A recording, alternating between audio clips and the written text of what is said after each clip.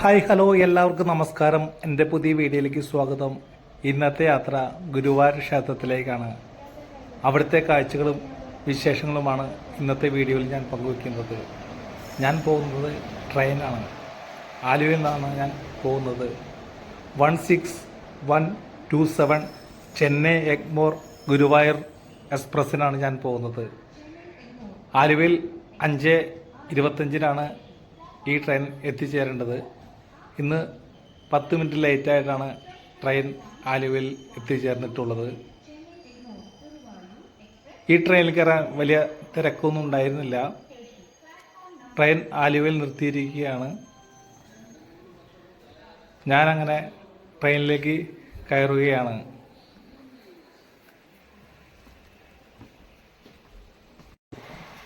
ആലുവയിൽ നിന്നും യാത്ര തുടർന്ന് നെടുമ്പാശ്ശേരി എയർപോർട്ടിൻ്റെ അടുത്ത് എത്തിയിരിക്കുകയാണ്. ഇതിൻ്റെ ഉള്ളിൽ നിന്നും വിമാനത്താവളം കാണാൻ ഒരു പ്രത്യേക ഭംഗി തന്നെയാണ്. 2 ദിവസം മുമ്പ് എയറിൻ്റെ ജീവനക്കാർ സമരത്തിലായതുകൊണ്ട് ചെറിയ വിഷയമൊക്കെ നടന്നുകൊണ്ടിരിക്കുകയായിരുന്നു എയർപോർട്ടിൽ. യാത്രക്കാർക്ക് വലിയ വിഷമമുണ്ടായി. കുറേ ഫ്ലൈറ്റുകൾ ക്യാൻസലാക്കി. ഇപ്പോൾ 1-2 ഫ്ലൈറ്റ് മാത്രമേ ക്യാൻസലാക്കുന്നുള്ളൂ. അടുത്ത ദിവസം എല്ലാം ശരിയാവുമെന്നാണ് അധികൃതർ പറയുന്നത്.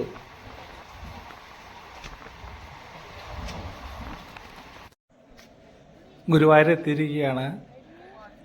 രാവിലെ വെട്ടം കുറവായതുകൊണ്ട് ട്രെയിനിൽ നിന്ന് പുറത്തുള്ള കാഴ്ചകളൊന്നും എടുത്തില്ല.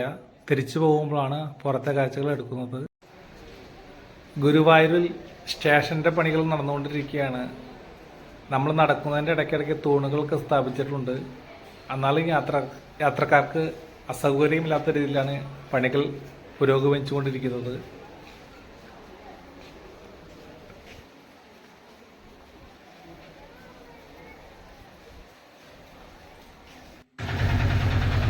പുറത്തിറങ്ങിയാൽ ഇഷ്ടംപോലെ ഓട്ടോകൾ കിട്ടും അമ്പലത്തിൻ്റെ അടുത്തേക്ക്.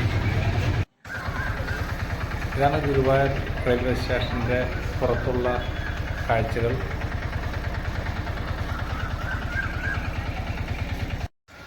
ഞാൻ നടന്നാണ് ക്ഷേത്രത്തിലേക്ക് പോയത്. കുറച്ച് നടക്കുമ്പോൾ തന്നെ ഗുരുവായൂർ പാർത്ഥസാരഥി ക്ഷേത്രം കാണാം. ഇവിടെ റോഡുകളെല്ലാം പൊളിച്ചിട്ടിരിക്കുകയാണ്. കാനകൾ വാർക്കുന്നുണ്ട് വെള്ളം പോകാനായിട്ട്. നമ്മൾ അതിൻ്റെ സൈഡിൽ കൂടെയാണ് പോകുന്നത്. ഇതാണ് മെയിൻ എൻട്രൻസ് ഗുരുവായൂർ ക്ഷേത്രത്തിലേക്ക് പോകുന്നത്. അവിടെ നിന്ന് കുറച്ച് മുന്നോട്ട് നടന്നാൽ ഗരുഡൻ്റെ പ്രതിമയുടെ അടുത്തെത്തും. അതിൻ്റെ വലതുവശത്താണ് ഗുരുവായൂർ മുനിസിപ്പൽ ഓഫീസ്. ക്ഷേത്ര കവാടവും പണികൾ നടന്നുകൊണ്ടിരിക്കുകയാണ്. പണി മൊത്തമായിട്ടില്ല, കുറച്ച് പണി മാത്രമേ ആയിട്ടുള്ളൂ. നല്ല ഭക്തജന തിരക്കാണ് ഇവിടെ അനുഭവപ്പെടുന്നത്.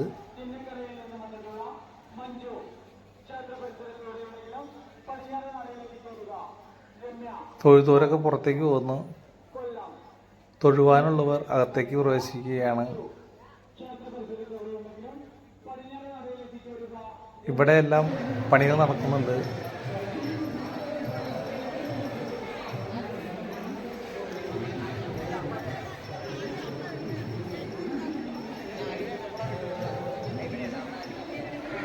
ഭക്തജനങ്ങളുടെ നല്ല തിരക്കാണ്. ഈ നടയിലൂടെയാണ് അകത്തേക്ക് പ്രവേശിക്കുന്നത്. വീഡിയോഗ്രാഫി ഉള്ളിലേക്ക് അലോഡല്ല, അതുകൊണ്ട് ക്യാമറയൊന്നും അകത്തേക്ക് കൊണ്ടുപോകാൻ പറ്റുകയില്ല.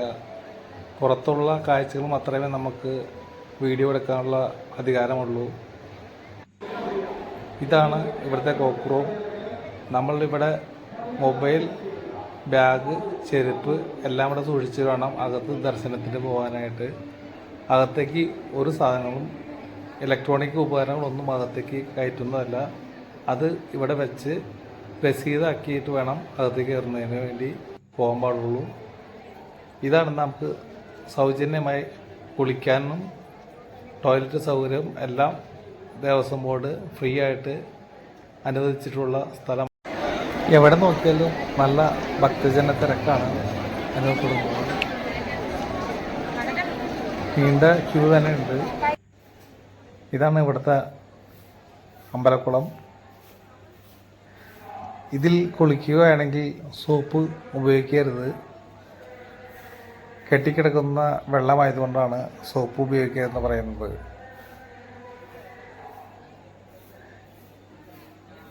എല്ലാവരും ദർശനത്തിന് മുമ്പ് ഇവിടെ വന്ന് കൈകാൽ കഴുകി ശുദ്ധിയായിട്ട് വേണം പോകാനായിട്ട്. ഇത് അന്നദാനത്തിനുള്ള നീണ്ട ക്യൂ ആണ്. ടോക്കൺ കൊടുത്തിട്ടാണ് അന്നദാനം കൊടുക്കുന്നത്.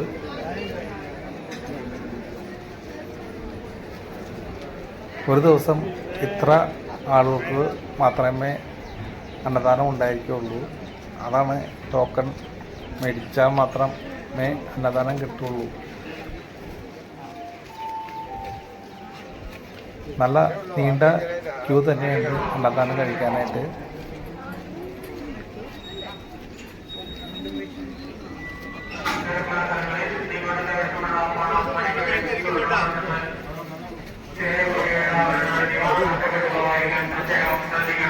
ഇതിലെയാണ് അന്നദാന കൗണ്ടർ. അതിൻ്റെ ഉള്ളിലാണ് ഭക്ഷണം എല്ലാവർക്കും കൊടുക്കുന്നത്.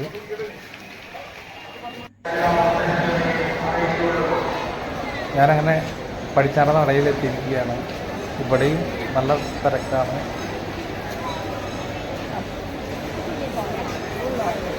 ഇത് നാലമ്പലത്തിൻ്റെ ഉള്ളിൽ മാത്രമേ കാണാൻ പറ്റുകയുള്ളൂ. അകത്തേക്ക് കയറാൻ പറ്റില്ല.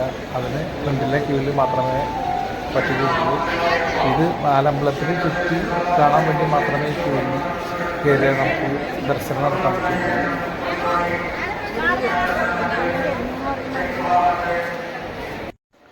ഇതാണ് പ്രസാദ കൗണ്ടർ. ഇവിടുന്ന് മേടിക്കുന്നതിന് മുമ്പ് തന്നെ നമ്മൾ രസീതാക്കിയിട്ട് വേണം ഇവിടെ നിന്ന് പ്രസാദം മേടിക്കാനായിട്ട്. പാത്രമില്ലാത്തവർ അവിടെ ക്യൂവിൽ നിന്നുണ്ടെങ്കിൽ ഡബ്ബ കൊടുക്കുന്നതായിരിക്കും.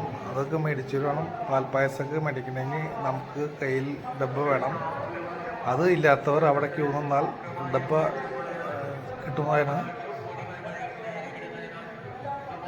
ഈ ഭാഗത്ത് വലിയ തിരക്ക് കാര്യങ്ങളൊന്നുമില്ല. നമ്മൾ വീണ്ടും ക്ഷേത്രത്തിൻ്റെ ഫ്രണ്ട് വശത്തേക്ക് എത്തിയിരിക്കുകയാണ്. ഇപ്പോഴും നല്ല ക്യൂ ആണ് ദർശനത്തിന്. ഇവിടെ നിന്ന് ആളുകൾക്ക് ഫോട്ടോ എടുക്കാനുള്ള സൗകര്യമൊക്കെ ഉണ്ട്. അവിടെ നിന്ന് എടുക്കുന്നതിന് ഒരു കുഴപ്പമില്ല. ഇത്രയൊക്കെയാണ് ഈ വീഡിയോയിൽ ഞാൻ ഉൾപ്പെടുത്തിയിരിക്കുന്നത്. അങ്ങനെ ദർശനം കഴിഞ്ഞ് ഞാൻ തിരിച്ചു പോരുകയാണ്. ഗുരുവായൂരിൽ നിന്നും എറണാകുളത്തേക്ക് വന്ന പാസഞ്ചറിലാണ് ഞാൻ പോകുന്നത്. നല്ല തിരക്കായിരുന്നു ട്രെയിനിൽ.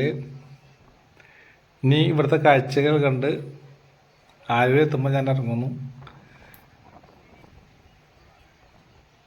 ഇനി കണ്ടത് ആസ്വദിച്ച് നമുക്ക് പോകാം.